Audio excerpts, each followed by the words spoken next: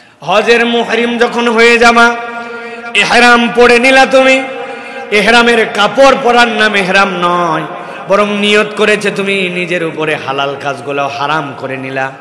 আল্লাহ বলছেন সেইটা তো মুহরিম অবস্থায় যখন তুমি কাপড় পরবা তখন তোমার জন্য, কিন্তু যে ব্যক্তি হজের নিয়ত করবে আমি রব্বুল আমিন তার জন্য দায়িত্ব দিলাম, তার জীবনের সাথে অন্য সময়ের সম্পর্ক থাকবে না, কিন্তু এই সময় তার জীবনে তিনটা জিনিস সে নিষিদ্ধ করে নিবে। এক নম্বরে ফালা রফাসা, কোন রকম পাপাচার, কোন রকম অনাচার, কোন রকম তার জীবনে আর কোন ধরনের অশ্লীলতা অসভ্যতার সম্পর্ক থাকবে না। ওয়ালা ফুসুক, আল্লাহ যে নির্দেশ দিয়েছেন ওরকম কোন নির্দেশ জ্ঞাত সারে সে আর অমান্য করবে না। আল্লাহর বৈধ ওয়াজিব নির্দেশ, ফরজ নির্দেশ থেকে সে কখনো পৃষ্ঠ প্রদর্শন করবে না। আর 3 নম্বর ওয়ালা জিদালা ফিল হজ, আল্লাহ আবার স্পেশাল করে বলেছেন বান্দা তোমার জীবনে হজের সময়ে কোনো ঝগড়াঝাটি থাকা চলবে না। আজকে সংক্ষিপ্ত সময়ে কথা বলতে চাই হজ এবং মুমিন জীবনে তার প্রাসঙ্গিকতা। আমি ডিটেলস করব না, 5টা পয়েন্টে সংক্ষিপ্ত 5টা বিষয় আপনাদের কাছে উপস্থাপন করব, যাতে করে প্রত্যেকটা ঈমানদার এই হজের আলোচনা এটার থেকে তারা যেন উপকৃত হতে পারে। প্রিয় ভাইয়েরা, আপনাদের কাছে আমি তেলাওয়াত করেছি কোরআনুল কারীমের সর্ববৃহৎ সূরা, সূরা বাকারা এর 197 নম্বর আয়াত। আল্লাহ রাব্বুল আলামিন এই আয়াত কারিমার মধ্যে ঈমানদারদের জন্য বর্ণনা করেছেন যে বান্দারা জেনে রাখো হজের মাসসমূহ সুবিদিত, হজের মাস তোমাদের কাছে জানিয়ে দেওয়া। জিজ্ঞাসা থাকবে হজের মাস সমূহ কেমনে হয়? হজের মাস তো একটাই, জিলহজ মাস, 9 তারিখ হজ, তাহলে হজের আবার মাসসমূহ কেমনে হয়? এখানেও আমাদের ইসলামিক নলেজের গ্যাপ আছে। হজের মাস মূলত 3টা, যেই না আমরা রমাদান শেষ করলাম, শাওয়াল, জিলকদ, জিলহজ। হজের মাস মূলত 3টা। হজ সম্পাদনের তারিখের মাস একটা, জিলহজের 9 তারিখ, কিন্তু আল্লাহর ভাষায় হজের মাস তোমাদের জন্য 3টা। কোনো ঈমানদার যদি প্রস্তুতি নিতে চায়, নিজেকে পরিবর্তিত দেখতে চায়, তাহলে কেবল 9 তারিখে হাজির হলে হবে না। আল্লাহ বলছেন রমাদানের পর থেকে তোমার প্রস্তুতি লাগবে। এর মধ্যে 2টা মাস, জিলকদ আর জিলহজ, এইটা আবার আল্লাহর পক্ষ থেকে হারাম মাস, সম্মানিত মাস। ধারাবাহিক 3টা, জিলকদ, জিলহজ, মুহররম, ওদিকে রজব, এই 3টা মাস ধারাবাহিক।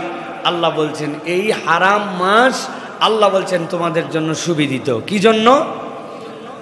আল্লাহ রাব্বুল আমিন বলছেন আল হাজ্জু আশহুরুম মা'লুমাত, আমি রব্বুল আলামিন সৃষ্টির শুরুর দিন থেকে তোমাদের জন্য এটাকে সুবিদিত করে রেখেছি। আল্লাহ 12টা মাসকে আল্লাহ রাব্বুল আমিন সিলেক্ট করেছেন, এর মধ্যে আল্লাহ 4টা মাসকে হারাম করেছেন। ঘুরে ফিরে তোমাদের কাছে এই মাসগুলো আসে। আল্লাহ বলছেন এর মধ্যে হজের মাসগুলা তোমাদের জন্য সুবিদিত। আল্লাহ বলছেন ফামান ফারাদা ফিহিন্নাল হজ, তোমাদের যাদের উপরে হজ যায়, হজ আল্লাহর পক্ষ থেকে যাদের প্রতি দায়িত্ব হয়ে যায়, ফালা রাফাসা ওয়ালা ফুসুকা ওয়ালা জিদালা ফিল হজ, হজের মুহরিম যখন হয়ে যাবা, ইহরাম পরে নিলা তুমি, ইহরামের কাপড় পরার নাম ইহরাম নয়, বরং নিয়ত করেছে তুমি নিজের উপরে হালাল কাজগুলো হারাম করে নিলা। আল্লাহ বলছেন সেইটা তো মুহরিম অবস্থায় যখন তুমি কাপড় পরবা তখন তোমার জন্য, কিন্তু যে ব্যক্তি হজের নিয়ত করবে আমি রব্বুল আমিন তার জন্য দায়িত্ব দিলাম, তার জীবনের সাথে অন্য সময়ের সম্পর্ক থাকবে না, কিন্তু এই সময় তার জীবনে তিনটা জিনিস সে নিষিদ্ধ করে নিবে। এক নম্বরে ফালা রফাসা, কোন রকম পাপাচার, কোন রকম অনাচার, কোন রকম তার জীবনে আর কোন ধরনের অশ্লীলতা অসভ্যতার সম্পর্ক থাকবে না। ওয়ালা ফুসুক, আল্লাহ যে নির্দেশ দিয়েছেন ওরকম কোন নির্দেশ জ্ঞাত সারে সে আর অমান্য করবে না।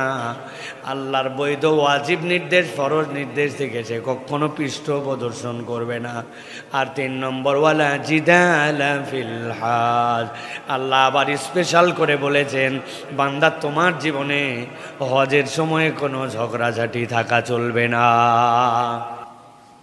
ভালো করে একটু খেয়াল করেন, একটা মানুষ যদি নিজেকে আল্লাহর কাছে পিওর হিসেবে উপস্থাপন করতে চায়, আল্লাহ রাব্বুল আলামিন রমজান দিলেন, রমজানের মধ্যে বান্দার মর্তবা কোন পর্যায়ে নেবেন আল্লাহ জানালেন। আল্লাহ বলেন এই জন্য সিয়াম দিয়েছি লাআল্লাকুম তাত্তাকুন, লাআল্লাহুম তাত্তাকুন, আশা করা যায় মানুষরা মুত্তাকি হবে। মুত্তাকি মানে কি? আল্লাহ রাব্বুল আলামিন যা নিষেধ করেছেন নিজের জীবনে সে তার সাথে আর সম্পর্ক রাখে নাই, আল্লাহর নিষেধ থেকে নিজেকে সরায় নিয়েছে, আল্লাহর দিকে ধাবিত হয়েছে। কিন্তু আল্লাহ বলছেন ও আমার বান্দা, হজ কেবল তোমাকে নিষেধ থেকেই ফিরাবে না, হজ তোমাকে মুহসিন, হজ তোমাকে আল্লাহর ভালো কাজের জন্য উদ্বুদ্ধ হয়ে ঝাঁপিয়ে পড়ার ট্রেনিং তোমাকে শিখাবে। আল্লাহ রাব্বুল আলামিন যেইটা তুমি না করলেও রাগ করে না, যেইটা না করলেও গুনাহ হয় না, যেটা না করার দ্বারা আল্লাহর নির্দেশ অমান্য হয় না, কিন্তু বান্দা আল্লাহকে খুশি করার জন্য এমন ভাবে ঝাঁপায়, এমন কাজ করে যেটা করলে আল্লাহ খুশি হয়, এমন বাদ দেয় যেটা বাদ দিলে আমার রব খুশি হয়। আল্লাহ বলছেন বান্দা তুমি কেবল মুত্তাকি থেকো না, হজের সফরে মহসিন হতে হবে। আর কেউ যদি মহসিন হতে চায় তার জীবনে 3টা জিনিস থাকা চলবে না।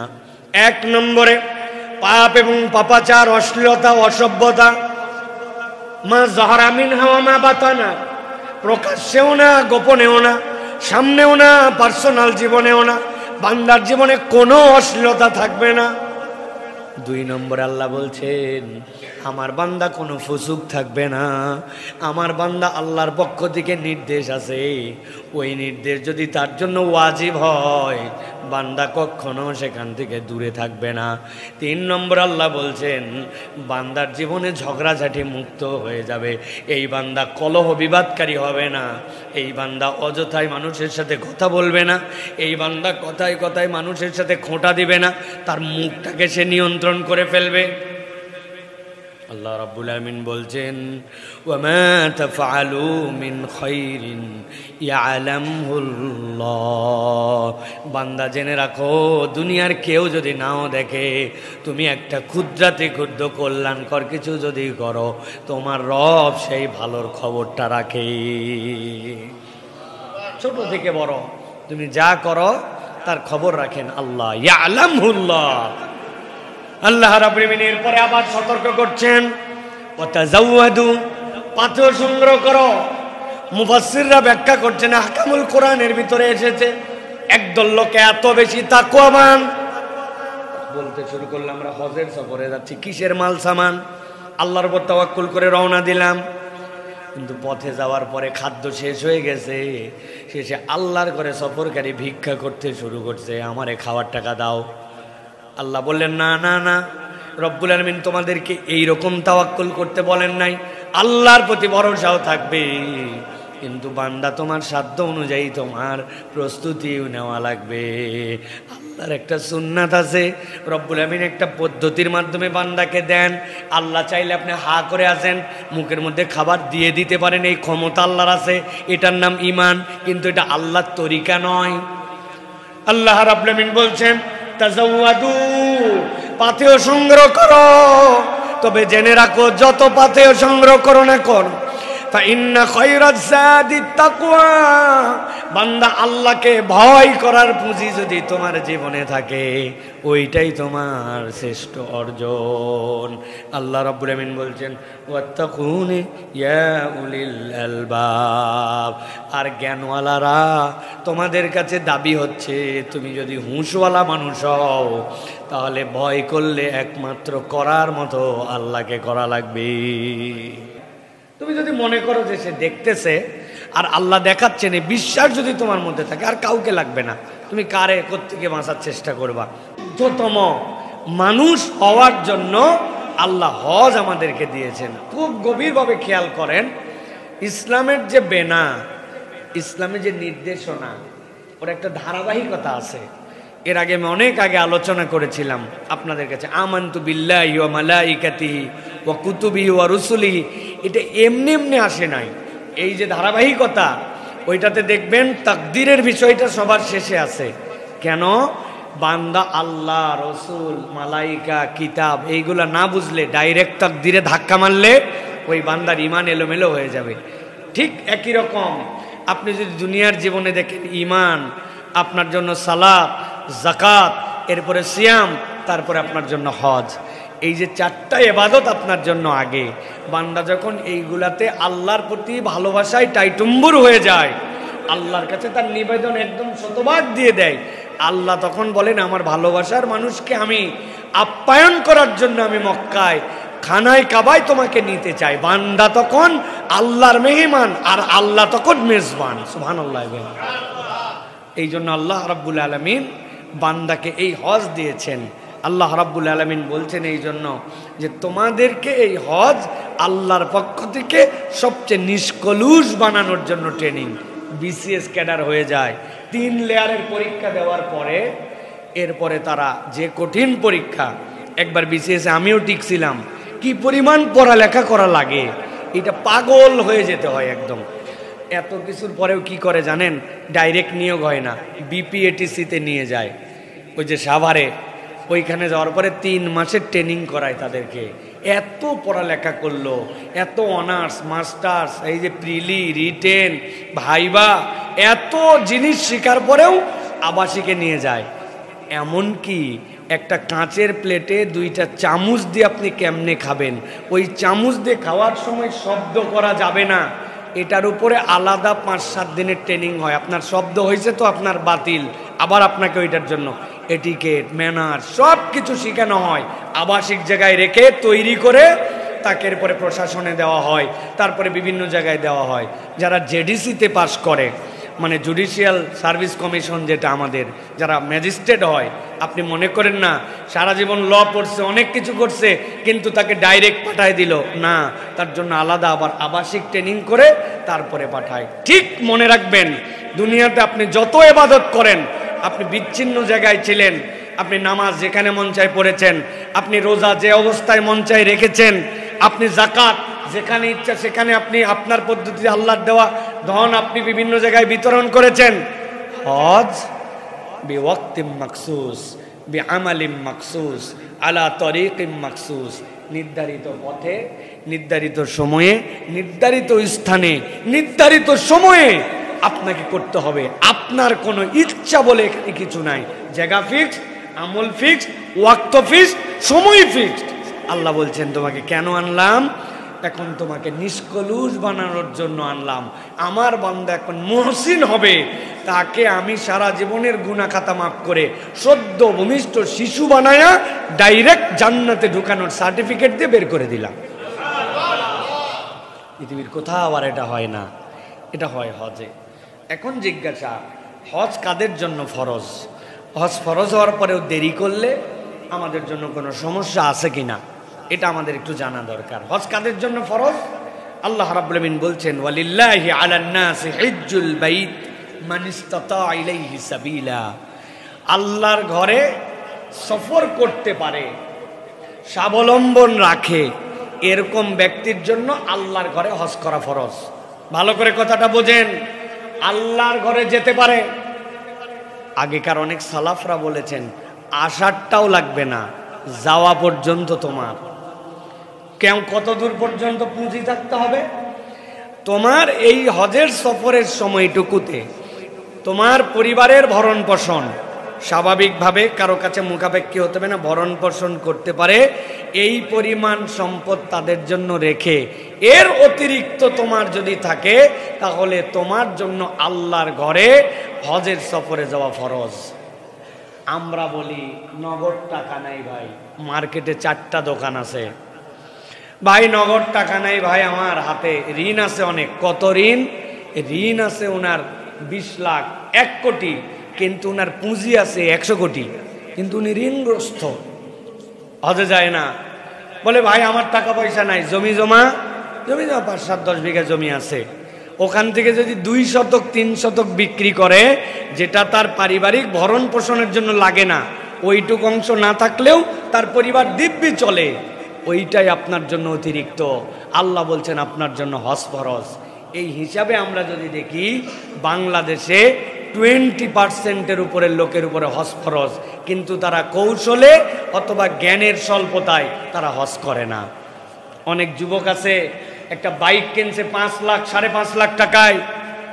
আমি তো অনেক সময় বলি ওই ছেলের উপরে বাধ্য করে নিচ্ছে, সে হজ ফরজ হয়ে যাবে অনেক সময়। অর্থ ওই বাইক ছাড়াও সে চলতে পারে দিব্যি, ওইটা তার ফ্যাশন, মাঝে মাঝে একটু চালানোর জন্য, মাঝে মাঝে একটু মজা মারার জন্য সে নিজের উপরে বাধ্য করে নিছে। তার মানে আপনার ওটা নেসেসারি না, যেটা না হলে আপনার চলে না, যেটা না হলে আপনি না খেয়ে থাকবেন, আপনার পরিবার না খেয়ে থাকবে না। এর অতিরিক্ত আপনার কাছে যদি কোনো সম্পদ থাকে, ওইটা দিয়ে যদি হজে যাওয়ার সামর্থ্য হয়, তাহলেই আপনার উপর হজ ফরজ। এখন হিসাব মিলায় দেখেন কত পার্সেন্টের লোকের উপরে হজ ফরজ। হুজুর আমার কাছে নগদ 5 লাখ নাই, কিন্তু উনার সম্পদ 5 কোটি টাকার উপরে আছে। হুজুর আমার কাছে 7 লাখ টাকা নাই, কিন্তু উনার এরকম 5-7টা দোকান, 2-3টা ফ্ল্যাট, 4-5টা ভাড়া দেওয়া, এরকম কোনো কিছুর অভাব নাই। আল্লাহ রাব্বুল আলামিন বলছেন, ওয়ালিল্লাহি আলান নাসি হিজ্জুল বাইত মান ইসতাতা ইলাইহি সাবিলা। আল্লাহর ঘর পর্যন্ত আসতে পারলে আমি রাব্বুল আলামিন তোমার জন্য হজ করাকে ফরজ করলাম। সুবহানাল্লাহ। আল্লাহর জন্য, তাই না? যাতে আল্লাহর ঘরের লোক বেশি হয়, আল্লাহ যেন দেখাতে পারেন অন্যকে। নাউজুবিল্লাহ বলবেন না? আরে হজ আল্লাহর দরকার নাই, হজ আমাদের দরকার, যাতে করে আমরা ওই মানুষটা হতে পারি যেই মানুষের থেকে মর্যাদাবান মানুষ আল্লাহর আসমানের নিচে জমিনের উপরে আর নাই। সুবহানাল্লাহ। আল্লাহ হাজীদেরকে এরকম মর্যাদা দেন। নবী আকরাম সাল্লাল্লাহু আলাইহি সাল্লাম বলছেন, ভালো করে সাবধান হও, তোমার উপরে হজ ফরজ হলো, কিন্তু তারপরেও তুমি নানান অজুহাত দিয়া হজে গেলে না। কি পরিণতি?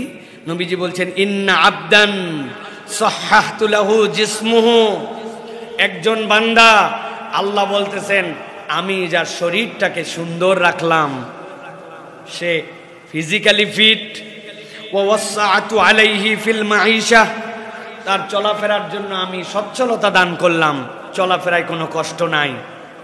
আল্লাহ রাব্বুল আলামিন বলছেন, তামদি আলাইহি খামসাতু আওয়ামিন, এমন অবস্থায় তার উপর 5টা বছর পার হয়ে গেল, খাদ্যের অভাব নাই, সম্পদ যা আছে এনাফ, কিন্তু চিন্তা করছে এটা তো আমার রিজার্ভ, এটা কেমনে ভাঙ্গি, কেমনে বেশি, কেমনে এটুকু বাদ দেই।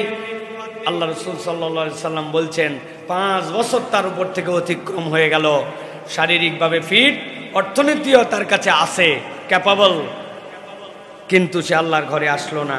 লা ইয়াফিদু ইলাইয়া লা মাহরুমুন, কিন্তু আল্লাহর ঘরে যদি সে না আসে, সে হচ্ছে বঞ্চিত এবং হতভাগা, বঞ্চিত এবং হতভাগা। আমি হয়তো বুঝবো না, কিন্তু কিসের থেকে যে বঞ্চিত হলাম? আল্লাহ আপনাকে জান্নাত থেকে বঞ্চিত করে দিলেন, বাকি দুনিয়ায় সব পাইলাম, আমাদের তো তেমন কোনো লস নাই, তাই না ভাই? মানে জান্নাত থেকে বঞ্চিত হয়ে দুনিয়ার সব পাইলাম, তেমন কোনো লস আছে? তো এই লোক আর আবু জেহেলের মধ্যে কোনো পার্থক্য আছে?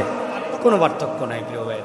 রাসূলুল্লাহ সাল্লাল্লাহু আলাইহি সাল্লাম এই জন্য নিষেধ করেছেন প্রিয় ভাইরা। যে কথা বলছিলাম, আল্লাহ ঈমান দিলেন, সালাত দিলেন, যাকাত দিলেন, সওম দিলেন, এগুলো আল্লাহ সব জায়গায় করতে দিলেন, কিন্তু আল্লাহ হজ দিয়ে বান্দাকে তার আপন জায়গায় ডেকে নিলেন, যে বান্দা তুই এর আগ পর্যন্ত যেখানে যেখানে ছিলি ওই পর্যন্ত আমার ভালোবাসায় তুই অনন্য, তোর ইবাদত, তোর ডেডিকেশন আমার পছন্দ হয়েছে, এখন বান্দা তোকে ডাক দিলাম, আয় ওমিম্মা রাযাকনাহুম ইউনফিকুন, আমার দেওয়া সম্পদ থেকে আমার ঘরে আসার জন্য তুই খরচ কর, আর আমি আল্লাহ তোর জন্য গ্যারান্টার হলাম, তোকে আরাফাত থেকে বের করব ওইভাবে মায়ের পেটের থেকে বের হয়েছিলি যেইভাবে। আর মায়ের পেটের থেকে যে বাইর হয়েছে, এই মায়ের পেটের থেকে বের হওয়ার পর তার আমল নামায় কোনো গুনাহ আছে? সোয়াবও নেই, আরে সোয়াবও নেই, গুনাহও নেই, ওর আমল নামায় চালু হয় নাই। আল্লাহ বলছেন যার আমল নামায় চালু হয় নাই তার আবার হিসাবে কি বিচার কি? অনেক সময় বাচ্চা কাচ্চা পেশাব করে দেয় না, বাচ্চা কাচ্চা গায়ের মধ্যে হাইগে দেয় না, বাচ্চা কাচ্চা অনেক সময় না বুঝে এরকম করে একটা জিনিস ধরে নষ্ট করে দেয় না, কেউ কি হিসাবের মধ্যে ধরে যে এই বাচ্চার এটা অপরাধ? আমল নামাতেও কি ওইটা ওঠে অপরাধ? আল্লাহ বলছেন আমার বান্দাকে আমি নিয়ে আসছি ডেকে আমি তাকে মাসুম বাচ্চা বানাইছি। আমার বান্দা কিছু ভুল করলো সেটা আমি বুঝবো, আমি তাকে বিনা হিসাবে আমল নামাকে নিউট্রাল রাখে তাকে জান্নাতে ঢুকাই। এটা হচ্ছে হজ। এখন এই হজ ফরজ কার উপরে হয়েছে আর কার উপরে হয়নি, বাসায় যে খাতা কলমে মিলাবেন। আর যারা আমার বক্তব্য শুনতেছেন তারাও একটু ক্যালকুলেশনে বসবেন। আর মনে রাখবেন, নবীজি বলছেন যে তুমি যদি হজ ফরজ হলে আর হজ করলে না, ইহুদি হয়ে মরুক আর নাসারা হয়ে মরুক, আমি রাসূল সাল্লাল্লাহু আলাইহি ওয়াসাল্লামের দেখার কিছু নাই। নাউজুবিল্লাহ। অতএব আল্লাহ আমাদেরকে এই বুঝ নিয়ে হজ করার তৌফিক দান করেন। এবার 3 নম্বর প্রসঙ্গে যাব আমরা। সেটি হচ্ছে মুমিন জীবনের সেরা দীক্ষা হজের সফরে তালবিয়ার শিক্ষা। মুমিন জীবনের সেরা দীক্ষা হজের সফরে তালবিয়ার শিক্ষা। যে একবার তালবিয়া বুঝেছে সে হজ বুঝেছে, আর যেই ব্যক্তি তালবিয়া বুঝে নাই তার হজের এই সফরটা আনুষ্ঠানিকতা সর্বস্ব। তালবিয়ার এমন দাম, নবী সাল্লাল্লাহু আলাইহি সাল্লাম বলছেন বান্দা যখন বুঝে বুঝে তালবিয়া পড়ে, তালবিয়া পড়ার সাথে সাথে তার ডানে বামে ফেরেশতারা সাক্ষী হয়ে দাঁড়ায়। গাছ, পাথর, পাহাড়, জমিন সবগুলি তার সাথে তালবিয়া পড়তে শুরু করে। আর এই সাক্ষী হয় ওই ফেরেশতারা। নবীজি বলছেন কেউ যদি বিশুদ্ধ হৃদয়ে অন্তর থেকে তালবিয়া পড়তে শুরু করে, আল্লাহ রাব্বুল আলামিন আসমানের রহমতের দরজা খুলে দেন, মাগফিরাত করতে থাকেন। ওই বান্দা যতক্ষণ তালবিয়া পড়ে ততক্ষণ আসমানের দরজা খোলা থাকে। সুবহানাল্লাহ। তালবিয়ার মানে কি আমরা বুঝি না। লব্বাইক আল্লাহুম্মা লব্বাইক, লব্বাইক লা শারীকা লাক লব্বাইক, ইন্নাল হামদা ওয়ান নি'মাতা লাকা ওয়াল মুলক লা শারীকা লাক। তালবিয়ার মধ্যে 3টা বার্তা আল্লাহর কাছে বান্দা ক্লিয়ার করে দেয়। এই 3 বার্তা যদি আপনি বুঝে নিতে পারেন, আপনার হজ অনন্য, আপনার আমল অনন্য, আল্লাহর কাছে আপনার উপস্থাপন অনন্য। লাব্বাইক আল্লাহুম্মা লাব্বাইক, এই রব এদিকে দৌড়াইছি ওদিকে দৌড়াইছি, পূর্বে গেছি পশ্চিমে গেছি, নানান ডাকে সাড়া দিছি, আজকে আর কোনো ডাকে সাড়া দিচ্ছি না। দেখো আল্লাহ আমার পোশাকের অবস্থা তোমার নবী যেভাবে দেখাই দিয়ে গেছেন আমি সেই পোশাক ধারণ করেছি। আল্লাহ আমার অনেক দামি টুপি ছিল, আজকে আমার টুপি নাই। আল্লাহ আমার গায়ে সুগন্ধি লাগানোর অনেক পারফিউম ছিল, এখন আমার সুগন্ধি লাগানোর সুযোগ নাই। আল্লাহ আমার নখ আমি কাটতে পারি না, আমার চুল আমি তুলতে পারি না, আমার গায়ে আমি তেল মাখতে পারি না, আমার জুতা কেনার অনেক সামর্থ্য আছে। রব তোমার ঘোষিত অনুযায়ী আমার পায়ের উপরটা ফাঁকা রাখতে হয়েছে, আমার মুখটা ফাঁকা রাখতে হয়েছে। লাব্বাইক আল্লাহুম্মা লাব্বাইক, এই রব আমি আপনার দিকে হাজিরা দিচ্ছি, আপনার কাছে যাচ্ছি। এই রব্বুল আলামিন তোমার কাছে যে যাচ্ছি, অনেক দিক অনেকের ডাকে গেছি, কিন্তু আজকে একটা গ্র্যান্ড সাক্ষী তোমার কাছে দিচ্ছি। লাব্বাইক লা শারীকা লাক লাব্বাইক, এমন এক রবের কাছে যাচ্ছি যার কোনো কিছুতে শরীক নাই। লা শরীক, আল্লাহর দিকে আমি দৌড় দিছি। ফেরেশতার সাথে সাথে সাক্ষী হয়।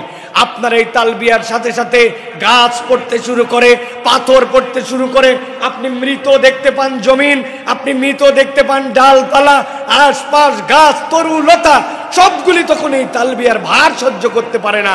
আল্লাহর দেওয়া ভাষা অনুযায়ী তারাও পড়তে শুরু করে লাব্বাইক আল্লাহুম্মা লাব্বাইক। আল্লাহ আমার মন ভরে নাই, আল্লাহ তোমার কাছে আমি 3টা স্বীকৃতি দিতে চাই। কি স্বীকৃতি দিতে চাই? ইন্নাল হামদা, এই রব এতদিন পর্যন্ত আমি অনেক প্রশংসা করেছি, নেতার প্রশংসা করেছি, নেত্রীর প্রশংসা করেছি, বসের প্রশংসা করেছি, উমুকের প্রশংসা করেছি, তুমুক না হলে চলতো না, আমার বাপ জমি রেখে গিয়েছিল বলে আমি আজকে এই অবস্থায়, আমার উমুক ভাই আমাকে একটু আগায় দিছিল বলে আজকে আমার এই অবস্থা। আল্লাহ এইগুলা দুনিয়াবি আল্লাহ হাম, এইগুলার কত অংশ আমার জন্য বৈধ ছিল, কিন্তু আজকে যখন আমি তোমার অভিমুখে হয়েছি ফাইনাল ডিসিশনটা তোমাকে জানাচ্ছি। ইন্নাল হামদা, যত প্রশংসা, যত কৃতজ্ঞতা, যত সার্থকতা, যত তোমার প্রতি আল্লাহ আমার পক্ষ থেকে ডেডিকেশন, সবগুলো আজকে উজাড় করে বললাম। আল্লাহ আগের সব ভুয়া, সব মিথ্যা, সবগুলো আংশিক সত্য অথবা আমি স্বার্থের কারণে বলেছি, কিন্তু ইন্নাল হামদ, আল্লাহ আজকে সব প্রশংসা তোমার। ওয়ান নি'মাতা, আল্লাহ তুমি আমার প্রতি কত দয়া করেছো, কখনো তোমার প্রকৃত কৃতজ্ঞতা আদায় করতে পারি নাই। চশমা একজন লাগাই দিয়েছিল, চশমা যে দিছে তার প্রশংসা করেছি, ডাক্তারের প্রশংসা করেছি, কিন্তু আল্লাহ চোখ যে তুমি দিছো চোখের প্রশংসা করি নাই। দাঁতের ব্যথা ছিল, ডাক্তার দেখে ওষুধ ভালো হয়েছে, ওষুধের প্রশংসা করছি, ডাক্তারের প্রশংসা করছি, কিন্তু দাঁত যে তুমি আমাকে দিছিলে আল্লাহ সেই প্রশংসা কোনোদিন করতে পারি নাই। শরীরই তো মরে যেত, আল্লাহ ওই হার্টবিট কোথার থেকে উৎপাদন হয় আমার জানা নাই। ডাক্তার তো ওপেন হার্ট সার্জারি করে, কিন্তু বিট তো ডাক্তার তৈরি করতে পারে না। আল্লাহ এই নেতার প্রশংসা করেছি, উমুকের আল্লাহ রাব্বুল আলামিন কৃতজ্ঞতা আদায় করছি, উমুকে এটা না দিলে আমার হতো না, তুমুকে দিয়ে আমাকে আগায় দিছিল। কিন্তু আজকে বলতেছে আল্লাহ ওয়ান নি'মাতা, যত নিয়ামত আল্লাহ সব তোমার। আল্লাহ 3 নম্বর তোমাকে সাক্ষ্য দিচ্ছি, লাকা ওয়াল মুলক, কত পাওয়ার, কত ক্ষমতা, কত মামুর জোর, কত খালের জোর, কত ক্ষমতার জোর, কত বাহিনীর জোর, আল্লাহ কত ধরনের প্রভাব প্রতিপত্তি। আমি গরম দেখাইছি, পাওয়ার দেখাইছি, একটু কিছু হতে না হতে পকেট থেকে মোবাইল করে বের করে ফেলছি, আমার অমুক আছে, তমুক দিয়ে যাস, আমার অমুকে মন্ত্রী, তুমুকে। আল্লাহ এইগুলা সবগুলো আল্লাহ দুনিয়ার কনসেপ্ট, আল্লাহ এইগুলা কিছুই না, কিন্তু আমি আসল ক্ষমতা যে তোমার, ওখান থেকে যে ক্ষমতাটা আসে এইটা আমি ভুলে গেছিলাম। আল্লাহ লাকা ওয়াল মুলক, সকল রাজত্ব তোমার। আল্লাহ তোমাকে না বলছি ইন্নাল হামদা ওয়ান নি'মাতা লাকা ওয়াল মুলক, আল্লাহ আরো একবার তোমাকে বলছি লা শারীকা লাক, এই 3টার মধ্যে কারো শরীক নাই, আমি একমাত্র তোমার দিকে ছুটে চলতেছি। বান্দা যদি একবার এই রকম করে বুঝে বুঝে তালবিয়া পড়ে আল্লাহর দিকে রওনা হয়, ওই বান্দার খানায় কাবায় যাওয়ার আগে, আরাফাতে পৌঁছানোর আগে এই দুনিয়ার যত সৃষ্টিকুল সাক্ষ্য দিয়া মাগফিরাতের দোয়া করে ওই তালবিয়ার বুঝ তার হৃদয়ে যদি বিশুদ্ধভাবে ধারণ করে, আর বান্দার হক নষ্টের গুনাহ যদি তার না থাকে, আল্লাহ ওই বান্দাকে তালবিয়া পড়ার সাথে সাথেই মাফ করে দেন। কিন্তু আমরা তালবিয়া লাব্বাইক আল্লাহুম্মা লাব্বাইক না পারি বিশুদ্ধ করে বলতে, না পারি এর কনসেপ্ট জানতে, অথচ হজের স্লোগান এইটা। নবীজি সাল্লাল্লাহু আলাইহি ওয়াসাল্লাম বলেছেন 3 বার পড়ো, 5 বার পড়ো, 7 বার পড়ো, বেজোর করে পড়ো, একসাথে তোমরা আল্লাহর কাছে ছেলেরা চিৎকার করে করে তালবিয়া পড়ো। তালবিয়া কোনো আসতে না, আমার স্বীকৃতি আমার রবের। আল্লাহ কে কি মনে করলো আমার দেখার সুযোগ নাই। খানায় কাবা দেখার আগ পর্যন্ত হাজি এহরামের নিয়ত করার পর থেকে কোনো আমল নাই, বিশ্বাস করেন কোরআন হাদিসে কোনো আমল নাই। এহরাম করার পর থেকে কাবার প্রথম দেখার আগ পর্যন্ত একটাই আমল, শুধু তালবিয়া, শুধু তালবিয়া। আল্লাহ স্বীকৃতিটা দেখতে চান, আমি তোর রব, তুই আমার গোলাম, আজকে গোলামির সবচেয়ে বড় স্বীকৃতি দে। তুই স্বীকৃতির কারণে ওই খানায় কাবা আমার ঘর দেখার আগেই আমি তোকে জান্নাতের ফায়সালা দিয়ে দেব। অতএব প্রিয় ভাইয়েরা, এই তালবিয়াটা বুঝতে হবে। হাজিরা আমাদের তালবিয়া বোঝেন না, হাজিরা তালবিয়া পড়েনও না, লজ্জা লাগে। আপনার কিসের লজ্জা? যে আল্লাহ আপনার মুখ দিল, আপনি হজের সফরে যান, দুনিয়া তামাম করে ফেললেন, আপনি দুনিয়ার আপনি কত পণ্ডিত, আর আপনি আল্লাহর জন্য জান্নাত নিতে যাচ্ছেন, আপনি তালবিয়া ঠিক করতে পারেন নাই। এর থেকে কপাল পোড়া আমরা কোত্থেকে হব? এর থেকে কপাল পোড়া মুসলমান আর কিভাবে হবে? এই জন্য আমি বলবো প্রিয় ভাইয়েরা, বাচ্চাদেরকে তালবিয়া শিখাবেন ছোট থেকে। লাব্বাইক আল্লাহুম্মা লাব্বাইক, তাদের দিলের মধ্যে তামান্না তৈরি হবে। ওই বাচ্চারা এক সময় বলবে চলো আমরা হজে যাই। আমার ছোট 3 মেয়ে, 3 জনের আলাদা ব্যাংক আছে, 2 জন বড়, 2 মেয়ে উমরায় গেছে, কিন্তু ছোট যে যায় নাই। ওরা 2 টাকা 1 টাকা করে অন্য কোনো কারণে জোগাড় করে না, টাকা রাখে উমরায় যাবে জন্য। এই ব্যাংকের টাকা দিয়ে উমরা করলে তো ভাই 50-60 বছর লাগবে, তারপরে হবে না। কিন্তু মেন্টালিটি তার যে এটা উমরার জন্য তার টাকা। আমার বাচ্চারা কিছু পাইলেই ওই ওই ওই ব্যাংকের মধ্যে রাখবে যে বাবা আমরা উমরায় যাব না, আমরা আল্লাহর ঘরে যাব, আল্লাহর ঘরে যাওয়ার জন্য। এটা আপনার বাচ্চাকে তারবিয়াত দেন, আল্লাহ এটা বরকত দেয়। ব্যাংক এতটুকু দেখতেছেন, কিন্তু এই ব্যাংক যিনি দেখতেছেন ওই রবের তো ব্যাংকের কোনো শেষ নাই, উনি তো ব্যাংক দেখতেছে এইটুকু আপনি, কিন্তু আল্লাহ তো দেখতেছে বড়ভাবে। আপনার চোখ ছোট জন্য আপনি দেখতেছেন, আমার রবের তো দেখার কোনো সীমা নাই, সীমাহীন দেখেন তিনি। ওইটার মধ্যে কোনো আয়ত্তের মধ্যে কোনো হিসাব ক্যালকুলেশনের মধ্যে আনতে পারবো না। আল্লাহ সামিউম বাসির, আল্লাহ দেখে কবুল করে নিতে পারেন। অতএব প্রিয় ভাইয়েরা, এই তালবিয়ার ধ্যান জ্ঞান শিক্ষা প্রত্যেক হাজি এবং ইমানদারের জীবনে খুবই জরুরি। প্রিয় ভাইয়েরা, এইটা আমাদেরকে খুব মনে রাখতে হবে। তালবিয়াতে আমরা 3টা সাক্ষ্য দেই। এটা গেল একটা পাঠ। এবার আমরা আরেকটা পাঠে যাব, সেটা হচ্ছে হজ তো করতে চাই, কেমন হজ করতে চাই জানার দরকার না ভাই? কেমন হজ করতে চাই আমরা? আমরা এমন একটা হজ করতে চাই যেই হজে কোনো কষ্ট নাই, যেই হজে 5 স্টার টাইপের হোটেলে থাকবো, আরাম আর আরাম, সব জায়গায় এসি থাকবে, আমাকে শুধু নিয়ে যাবে, সুযোগ যদি হয় একটু বেশি টাকা দিয়ে হলেও খানায় কাবার দরজা খুলে ভিতরেই রাখবে, টপ করে খালি বেরোবো আর নামাজ পড়বো। এরকম হজ চাইতো না ভাই আমরা? না না, অনেকেই চায়। আপনি বললে হবে নাকি? আমি 1-2 বছরের অভিজ্ঞতায় বলতেছি না, 16 বছরের অভিজ্ঞতা বলতেছি। 16 বছর। ভাই আপনার হজ কেমন ছিল? আলহামদুলিল্লাহ, বিউটিফুল। কি কেমনে বিউটিফুল? ভাই রে ভাই, যে খাওয়ানো খাওয়াইছে, আরে এ তো কাছে রাখছে, খালি যাই আর আসি, যাই আর আসি, আর খাওয়া দাওয়া ভিআইপি খাওয়া দাওয়া। মানুষ এত খাওয়াতে পারে।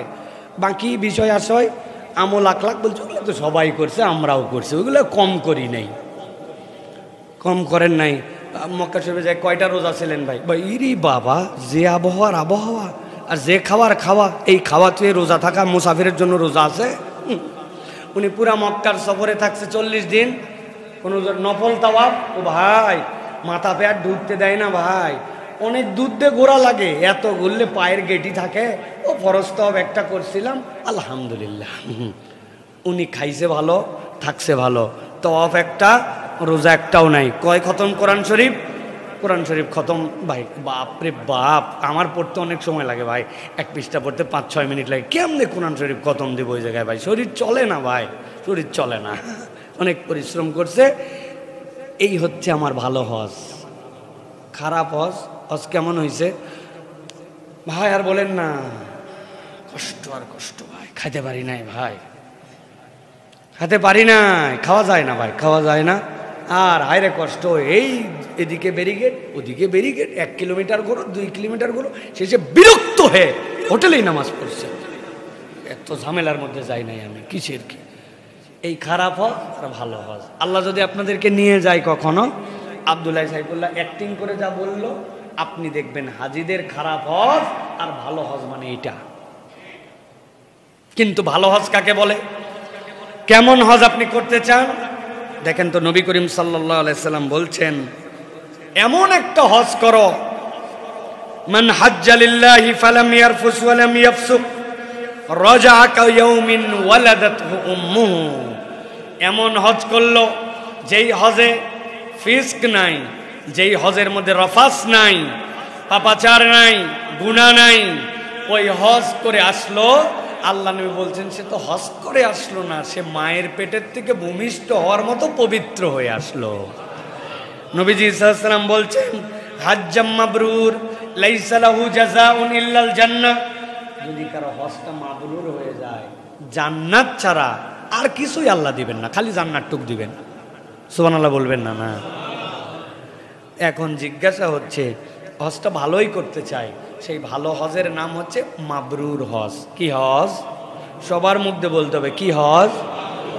আমরা কি হজ করতে চাই? এখন মাবরুর হজ তো করতে চাই, তো মাবরুর হজের আমল কি জানার দরকার আছে না ভাই? মাবরুর হজের আমলটা কি? মাবরুর হজের আমল 3টা। হজের সফরে 30টা রোজা রাখতে হবে, 5 খতম কোরআন শরীফ, আর 50টা তাওয়াফ। হজের প্যাকেজ আপনার 17 দিন। রোজা রাখতে হবে কয়টা? ব্যাপার বুঝলাম না তো ভাই। না, 20 দিনে 30 রোজা কেমনে রাখে? বাচ্চাদের মতো সকাল থেকে দুপুরে একটা, দুপুর থেকে রাত একটা, এরকম। 1 পৃষ্ঠা কোরআন শরীফ পড়তে লাগে 5 মিনিট। এই 5 খতম দিলে তো 1.5 বছর থাকা লাগবে মক্কা। এর কোরআন শরীফ শেষ হবে না। না ভাই, নবী আকরাম সাল্লাল্লাহু আলাইহি সাল্লাম, ইসলাম আপনাকে এরকম কঠিন কিছু দায়িত্ব দেয় নাই। নবীজি বলছেন, তুমি যদি মাবরুর হজ করো, জান্নাত ছাড়া তোমার কোনো রিওয়ার্ড নাই। আর জেনে রাখো মাবরুর হজ কিভাবে হয়।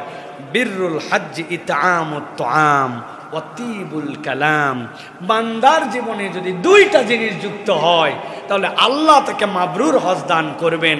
এই হজের বিনিময়ে আল্লাহ তাকে জান্নাত দিয়ে দিবেন। 1 নম্বর, আল্লাহ নবী সাল্লাল্লাহু আলাইহি ওয়াসাল্লাম বলছেন, ইতআমুত তুআম। যেই সফরে তুমি মানুষকে খাওয়াও। হজের সফর খাওয়ানোর সফর, হজের সফর ত্যাগের সফর, হজের সফর সবরের সফর।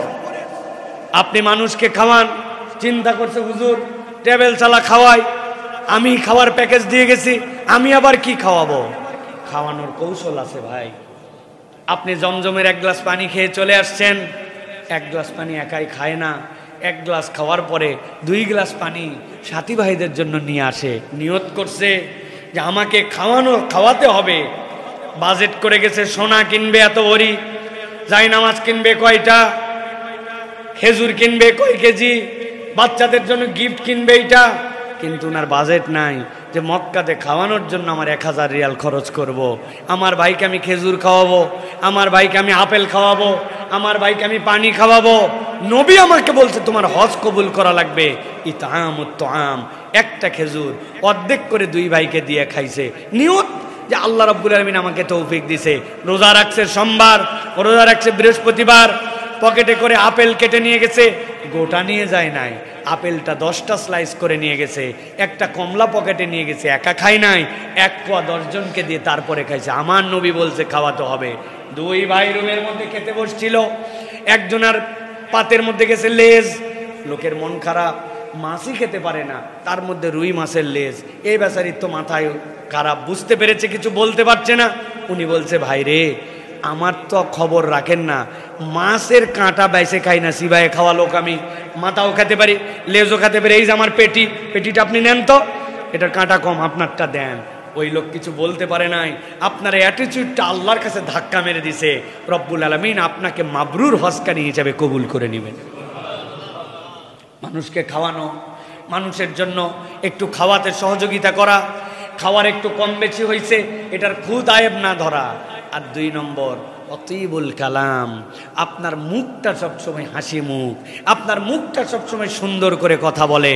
যার হজের সফরে আচরণ সুন্দর, আল্লাহ রাব্বুল আমিন অটোমেটিক ওই বান্দাকে হজ্জে মাবরুর দান করবেন। আপনারা জোরে সুবহানাল্লাহ বলছেন, খুশি খুশি ভিতরে বলতেছেন ব্যাপার নাকি হুজুর, মানুষের সাথে হাসি মুখ আগের থেকে নিয়ত করলাম, এত সোজা না। হজের সফর, আমার ভাষায় বলি রাগের সফর। আজির যে এত রাগ, এই রাগ যে কোথার থেকে আসে আল্লাহ রাব্বুল আলামিন ছাড়া কেউ জানে না। এত রাগ, পদে পদে রাগ, কথায় রাগ, আচরণে রাগ, শোয়াতে রাগ, বসাতে রাগ, উঠাতে রাগ, হাঁটাতে রাগ, খাওয়াতে রাগ, হাগাতে রাগ। ব্যাককল কোথাকার, কমোড ব্যবহার করতে জানে না, অশিক্ষিত, অসভ্য, সবগুলা কোথার থেকে আসছে, কমোড ব্যবহার করে আসছে, ফ্ল্যাশ করে নাই। ওই যাওয়ার থেকে বাথরুমে রাগ গজগজ করতে করতে হাইগে বাড়ানো পর্যন্ত রাগ। কোথার থেকে এত রাগ আসলো? আমি আমার ভাষায় বলি, হাসি মুখে কথা বলা হজের সফরে মাবরুর হজ। কিন্তু হজের সফরের সবচেয়ে কঠিন আমল এটা। আপনি হজের সফরে বেরিয়েছেন, বাংলাদেশের আবহাওয়া একরকম ছিল, ওখানকার আবহাওয়া একরকম। এখানে কার্বোহাইড্রেট খেয়ে খেয়ে আমার প্রত্যেকটা কোষ ভর্তি ভর্তি পানি। তরমুজ যেরকম খাইলে পানি, আমার গা কাটলে রক্তের পরে সবচেয়ে পানি বাড়াবে। কিন্তু আরবের আবহাওয়া এরকম নয়। ওইখানকার আবহাওয়া, ওইখানে অনেক আর্দ্রতা কম, এই জন্য মানুষের ব্রেনগুলা শুষ্ক হয়ে যায়, শরীরগুলা রুক্ষ হয়ে যায়। এটা একটা রাগের কারণ, তবে এটা মূল কারণ না। কারণ নম্বর 2, 50 বছর, 60 বছর, 70 বছর এইটাকে বেনামাজি বানায়, মৃত্যুক বানায়, ধোকাবাজ বানায়, আল্লাহর হুকুম থেকে গাফলতি করায়া শয়তান এর জাহান্নামে নেওয়ার জন্য 100% নিয়ে ফেলছে। খালি মরবে আর এই বেটা তওবা না করে জাহান্নাম। কিন্তু আল্লাহ ওই বান্দারে ডাক দিয়েছেন, আয়, এতদিন ধরে কষ্ট করছিলি, আয় আমার ঘরে আয়, আমি তোরে ক্ষমা করে দিব। শয়তানের তো মাথা ঠিক নাই, এতদিন ধরে এরা বানাইলো জাহান্নামের জন্য, আরে এখন এই বেটা ডাইরেক্ট ওই জায়গায় যায় নিষ্পাপ শিশু হয়ে যাবে। শয়তানের তো মাথা খারাপ। সিসকা চোর, ও যখন পকেট মারবে তখন ব্লেড মারিয়ে মারে, কিন্তু দেখছে 2 পকেটে 2 লাখ, হাতের মধ্যে 10 লাখ টাকার ব্যাগ, তখন তো ভাই অস্ত্র চালাতেও হিসাব করবে না, পেট কেটে ফেললেও কোনো সমস্যা নাই, কারণ চালান বড়। এর আগ পর্যন্ত শয়তান সিসকাই কাজ করছে, আর এখন আল্লাহ প্যাকেজ তাকে জাহান্নাম থেকে মুক্ত করবে। শয়তানের মাথা খারাপ, কিন্তু মাথা খারাপ করেও তো কুলাতে পারে না। হজরের আগে একদিন শুয়ে আছে, শয়তান এসে বলছে, শোন, পায়ে ব্যথা, 2 দিন পরে হজ, এখন নামাজ পড়ার দরকার নাই, সকালে উঠে পড়িস। বলা মাত্র লাফ দিয়ে উঠছে, আরে শয়তান তো ধোকায় ফেলতেছে, ফজর পর্যন্ত অপেক্ষা করা যাবে না, তাহাজ্জুদের ওয়াক্তে হারাম শরীফে চলে গেছে, শয়তান ফেল। বাথরুমের মধ্যে ঢুকছে, ঢুকে বলছে সুবহানাল্লাহ, আল্লাহ দেয়, এভাবে দিলে আল্লাহ দেয়। আগে একজন গোসল করে গেছিল, ওর কোমরের বেল্ট ওই জায়গায় ঝুলানো আছে, খুলে দেখে ডলার, রিয়াল, বাংলা টাকা। চিন্তা করছে হজের সফরের খরচ আল্লাহ আমারে দিয়ে দিল। জীবনেও কোনো হাজি নিবে না, বরং ও গামছা পরে আগে ওইটা হাজিকে পৌঁছায় দিবে। হজের সফরে 1 টাকা মানুষের নিব, নাউজুবিল্লাহ। তাহলে শয়তান আপনাকে টাকা দিয়ে ধোকা দিতে পারে না, নামাজ দিয়ে গাফলতি করতে পারে না। শয়তানের ইনজেকশন কি? শয়তান খালি আপনারে তাতায় রাখবে সব সময়। আপনি খালি আমিত্বের উপরে আছেন, যে আমিত্ব বিসর্জন করতে গেছেন, শয়তান আপনারা জায়গায় দিচ্ছে। হ্যাঁ, আমার বিছনাটা কোন জায়গায় দিল, আমার তো চেনে না, দেশে আমি কি খাই জানে না। একজন জুতা পরে গেছে ভুল করে, আপনার গরম, আপনি শুধু রাগ আর রাগ। এই জন্য হাজিদেরকে বলবো, খাদ্য খাওয়ানোরটা তারপরে হয়তো আপনি দেখাতে পারেন, কিন্তু তৈবুল কালাম, হাসি মুখ ধরে রাখা এত সোজা নয়। অনেক লোককে আমি মিনা মুজদালিফায় বলতে শুনছি, হজ এবার করলাম না, আরাফাতে রেখে গেলাম, আগে তোর শেষ দেখাটা দেখে নে। আল্লাহ সাক্ষী রেখে এই মিনারে, এই এখানে বসে বলতেছি, কারণ এই কথা যদি আমি বানায় বলি তাহলে আল্লাহর কাছে আমারও জীবন জবাব দেওয়া লাগবে। আমি এরকম অনেক মানুষের কাছে শুনছি, রাখ তোর হজ, এবার হজ করলাম না বেটা, আগে তোরটা দেখে যাই। আরাফাতে বসে এই কথা বলছে। একবারের দুঃখ আছে, আমি কাঁদছি সারাদিন আরাফাতে। ওই লোক এহেরামই খুলে ফেলছে, হজ করলাম না, আগে মারামারিটা করে যাই। আল্লাহ রাব্বুল আলামিন তাহলে আমাদেরকে হজ্জে মাবরুর দিতে চান, কিন্তু এই 2টা প্র্যাকটিস লাগবে প্রিয় ভাইয়েরা, প্রস্তুতি লাগবে এইটা। এই জন্য আল্লাহ রাব্বুল আলামিনের কাছে সাহায্যও চাইতে হবে, সাথে সাথে এই মাবরুর হজের জন্য আমাদেরকে প্রচেষ্টা করতে হবে। খেয়াল করে দেখেন, হজের আমলের সাথে আল্লাহ গুনাহ ছাড়ার কথা বেশি বলছেন, আমলের কথা কিন্তু বেশি নাই। ফালা রফাসা ওয়ালা ফুসুকা ওয়ালা জিদালা ফিল হজ। আল্লাহ চান গুনাহ ছেড়ে দে। আপনি যদি আমল নাও করতে পারেন, আপনার হজ স্বয়ং আমল, যতক্ষণ ইহরাম পরে আছেন আপনার অটোমেটিক ইবাদত লেখা হচ্ছে, কিন্তু আল্লাহ বলছেন গুনাহ ছাড়ো। যোগ করতে না পারলেও তোমার জীবন থেকে গুনাহগুলা বিয়োগ করে দাও, এটাই হচ্ছে হজের সফরের সবচেয়ে বড় আমল। অতএব আমাদেরকে হজ্জে মাবরুরের এই কনসেপ্টটা আমাদেরকে নিতে হবে প্রিয় ভাইরা। এবার আমরা চতুর্থ আরেকটা প্রসঙ্গে যাব, হজ করলে আমাদের লাভ কি, আর বারবার হজ উমরা করার ক্ষেত্রে শরীয়তের আদেশ কি আমাদের জন্য। অনেকেই বলে থাকেন, এত হজ এত উমরা বারবার যাওয়া, এই টাকা অন্য জায়গায় ব্যয় করলে হতো, এই সেই। হ্যাঁ, যদি আপনার বান্দার কোনো হক আপনার প্রতি দায়িত্বের মধ্যে থাকে, সেটা অবশ্যই আপনাকে আদায় করতে হবে, সেটা দিতে হবে। আপনাকে মানবতার কল্যাণে আপনাকে খরচ করতে হবে, কিন্তু আল্লাহ তার এদিকেও দিছেন, সাথে সাথে আল্লাহর ঘরে যাওয়ার জন্য টান দিছেন। এটা একটা ভিন্ন হৃদয়। সকল হৃদয়ে আল্লাহর ঘরে যাওয়ার জন্য এরকম উথালা পাথালা হয় না। আমার মাত্র 20 দিন লাগে আল্লাহর ঘর থেকে আসার পরে, 20 দিনের মধ্যে নতুন টান তৈরি হয়। এই 20 দিনে টান তৈরি হয় না, কিন্তু আমার 20 দিনের মধ্যে আবার নতুন করে আমার টান তৈরি হয়। মাত্র 20 দিন কেন হয় আমি জানি না, আল্লাহ যেন এটা আমার প্রতি রাখেন, যেতে পারি বা না পারি। আমার এই টান মাত্র 20 দিন যাওয়ার পরে। অনেকের জীবনেও টানই তৈরি হলো না। আপনার টান তৈরি না হলে আমি রসুলের ভাষায় বলতে চাই, তুমি যদি মানুষের প্রতি দয়া না করো, চুমু না দাও, আল্লাহ তোমার দিলে যদি দয়া না দেয়, তা আমার কি করার আছে? এটা আমার কথা নয়, হাদিসের কনসেপ্টে বলতেছি। নবীজি বলছেন, তাবিউ বাইনাল হাজ্জি ওয়াল উমরা ফাইন্নাহুমা ইয়ানফিয়ানি আল ফাকর ওয়াজ যুনুব। জেনে রাখো, তোমরা বারবার হজ করো, বারবার উমরা করো। আমি নবীজি বললাম যে হজ করে আর যে উমরা করে, রব্বুল আলামিন তার জীবন থেকে 2টা জিনিস তুলে নেন। কি তুলে নেন? আল্লাহ বলছেন, আল্লাহ তার পাপ উঠায় নেন আর তার দারিদ্রতা আল্লাহ মুছে দেন। কেমন ভাবে মুছে যায় পাপ, কেমন ভাবে উঠে যায় তার দারিদ্রতা? নবীজি বলছেন, কামা ইয়ানফিল কিরু খাবাসাল হাদিদ। নবীজি বলছেন, যেইভাবে শিরিষ কাগজ, রেন্দা, লোহার উপরের জাং ডলে তুলে দেয়, আল্লাহ রাব্বুল আলামিন যারা হজ করে উমরা করে বারবার, তাদের জীবনের অপরাধ আর দারিদ্রতাকেও শিরিষ দিয়ে গুছে জং তুললে যেরকম ওই রকম ভাবে তার জীবন থেকে দূর করে দেয়। হজ উমরা করে ফকির হয় না মানুষ, আল্লাহর রহমতের দরজা খুলে যায়। নবীজি সাল্লাল্লাহু আলাইহি সাল্লাম বলছেন, ওয়ালাইসা লিল হাজ্জাতিল মাবরুরাতি সাওয়াবুন ইল্লাল জান্নাহ। কেউ যদি হজ মাবরুর করতে পারে, জান্নাত ছাড়া তার প্রতিদান নাই। দুনিয়ার দারিদ্রতা বিমোচন এগুলা কয়দিন থাকতে পারে, নাও পারে, কিন্তু আল্লাহ জান্নাত তাকে দান করেন। আল্লাহ নবী আরেক হাদিসে বলছেন, আল উমরাতু ইলাল উমরাতি লিমা কাফফারাতুল লিমা বাইনাহুমা ওয়াল হজ্জাল মাবরুর লাইসা লাহু জাযাউন ইল্লাল জান্নাহ। নবীজি বলছেন, জেনে রাখো, এক হজ থেকে আরেক হজ, এক উমরা থেকে আরেক উমরা, এর মধ্যের গুনাহ আল্লাহ মাফ করে দেন কাফফারা হিসাবে। আর যে হজ মাবরুর হয় যার জীবনে, আল্লাহ রাব্বুল আলামিন তাকে জান্নাত ছাড়ার কোনো বিনিময় দেন না। অতএব প্রত্যেক ইমানদারের হৃদয়ে এই তামান্নাটা দরকার। ভাই, আপনি কেন ভয় পান? কেন ভয় পান? আপনি আল্লাহর কাছে বলতে ভয় পান কেন? আমি তো এরকম একজন ফকির চিনতাম, মারা গেছে, আব্দুর রব নাম, দারুসালাম মহল্লায় বাড়ি ছিল। আপনারা যে শুনে আসবেন প্রয়োজনে। দুইটা সংসার ছিল তার, বাচ্চা কাচ্চা অনেক, অভাবী মানুষ, কিডনির ডায়ালাইসিস করতে হতো জন্য, আর সে পরিশ্রম করতে পারতো না। এককালে প্রচুর পরিশ্রম করছে, মানুষের কাছে হাত পাতত, তবে যাত্রার কাছে হাত পাতত না, পরিচিত জেনে বুঝে তাদের কাছে টাকা নিত। তার একটা খাসলত ছিল, হাত পাততে পারতে মানুষকে বলতো, ভাই আমাকে একবার হজে নিয়ে যাস তো। 10 টাকা দেওয়া এক কথা, আর হজে নিয়ে যাস তুই, আবার কি ভিক্ষা? এরকম ভিক্ষা কোনোদিন কাউকে করতে শুনছেন আপনারা? না, আমি শুনছি।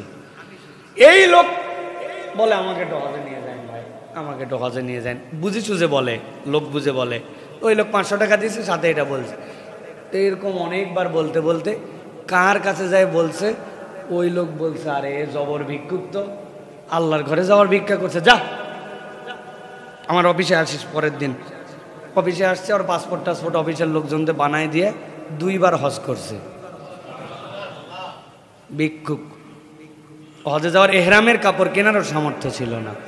তো আমরা রহমানের কাছে ভিক্ষা করতে পারি না? এই লোক দুনিয়ার মানুষের ভিক্ষা করছে যে আল্লাহ আমার একটু তুমি আল্লাহর ঘরে নেও। আল্লাহ তার জন্য এই যে তাজাওয়াদু, আমি একটুখানি একটা ছোট ব্যাংক বানাইছি, দেখো আল্লাহ 20টা টাকা রাখছি, কিন্তু 20 টাকায় তো হয় না, আল্লাহ 1,20,000 টাকা লাগে, বাকিটা তুমি একটু দেও আল্লাহ, কেমনে দিবে আমি তো জানি না। আপনি আল্লাহর কাছে এরকম করে বলবেন। এই বান্দা যদি এই বলা অবস্থাতেও মারা যায়, তাহলে আল্লাহ নিয়তের কারণে আল্লাহ থেকে হজকারী ওমরাকারীর দপ্তরে নাম লেখায় নিতে পারে না। আমার নিয়তই নাই, আগের থেকেই বলছে টাকা নেই, পয়সা নেই, হুদামিজা বলে লাভ কে আনতেছে। আমাদের দিলটা একদম ছোট হয়ে গেছে। প্রিয় ভাইয়েরা, হজ এবং উমরা এটা বিরাট এক নিয়ামত। আমি কতগুলো জিনিস লিখেছিলাম, আজকে সময় নাই জন্য আর বলতেছি না।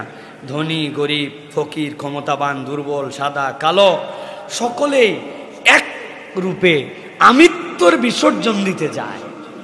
হজে আমিত্বের বিসর্জন দিতে যায়। আমি বলে আর কিচ্ছু নাই, তুমি কে? তোমারও যে ড্রেস আমারও ড্রেস, তুমিও আরাফাতে আমিও আরাফাতে, তুমিও মিনাই তুমি মুজদালিফা, তোমার কত টাকা বেশি, তুমি যাও দেখি আরাফাত থেকে ডাইরেক্ট চলে যাও মুজদালিফা না দিয়ে চলে যাও, কত বড় হিম্মত, যাও মক্কায় চলে যাও, তোমার হজ হবে না। না, গরিব মিসকিন অসহায়, সাদা কালো, ধনী গরিব, আফ্রিকা বাংলাদেশ, আরবি নন আরবি, ইংরেজি উর্দু ফার্সি মালয়, সব এক। আল্লাহ বলছেন তোমার আমিত্বকে বিসর্জন দেওয়ার জন্য আনছি। আরাফাতে দাও তাবুতে ছিলি, মিনাতে দাও তাবুতে ছিলি, মুজদালিফায় নো তাবু, যা পাথরের মধ্যে শোন, একদম পাথরের মধ্যে শুয়ে গেছে, কিচ্ছু নাই, নাঙ্গা পোশাকে শুয়ে গেছে, যা ওঠ। পরের দিন সকালবেলা যায় পাথর মার, ডেমনস্ট্রেশনে পাথর মারছে, মারার পর যাও আল্লাহর ঘর তওয়াব করো, সবাই এক কাজ, যাও এবার চুল হয় ছোট করো নয় কাটো, কাটা লাগবে, সব চুলের মাথা হলেও তোমায় কাটতে হবে, নেড়া করতে হবে, সব এক স্টাইল, সব আল্লাহ রাব্বুল আলামিন বান্দা বান্দিকে এক করে দিলেন। আল্লাহ রাব্বুল আলামিন এই যে আমিত্বের বিসর্জন, এটাই তো হজের শিক্ষা ভাই। আর এখন হজ করে আমার আমিত্ব বাড়ে। আমি এক মাহফিলে গেছি, ওদের 34,000 টাকা না সরি 13,000 টাকার হ্যান্ডবিল চেঞ্জ করা লাগছে। হজ করে আসছে একজন, ওই লোকের নামের আগে আলহাজ দেয়নি জন্য ওই মাহফিলে হতে দিবে না, পরে ওরা সব প্যাম্পলেট বাদ দিয়ে আবার নতুন করে ছাপানো লাগছে এই 13 হাজির জন্য। এই যদি হয় হজ, এই যদি হয় আমিত্ব, এই যদি হয় বড়ত্ব, হ্যাঁ, একটু খাওয়া, একটু থাকা, একটু বাসে সামনে বসা, পিছনে বসা, কত কিছু না, এগুলো হজ নাই ভাই, এগুলো সব হয়ে গেছে ট্যুরিজম। আমি বলি আপনি ট্যুর করতে চাইলে ভাই 5 লাখ টাকায় আপনি কি পরিমাণ ট্যুর করতে পারবেন আপনার ধারণা আছে? হ্যাঁ, 5 স্টার হোটেলে 1 মাস টানা থাকতে পারবেন আপনি। কক্সবাজারে থাকেন না, ধুমধুমায় খান, তাহলে আপনি তো হজ নট এ ট্যুরিজম। ভালো করে এটা মনে রাখতে হবে প্রিয় ভাইরা। অতএব আল্লাহ আমাদেরকে আমাদের এই হজগুলিকে সুন্দর করে সম্পাদন করার তৌফিক দান করেন। আল্লাহ আমাদেরকে যারা এবার হজে যাচ্ছেন তাদেরকে আল্লাহ রাব্বুল আলামিন তাদের হজকে সুন্দরভাবে করার এবং হজকে মাবরুর যেন করেন, বলেন আল্লাহুম্মা আমিন। আমরাও হজে যাব ইনশাআল্লাহ।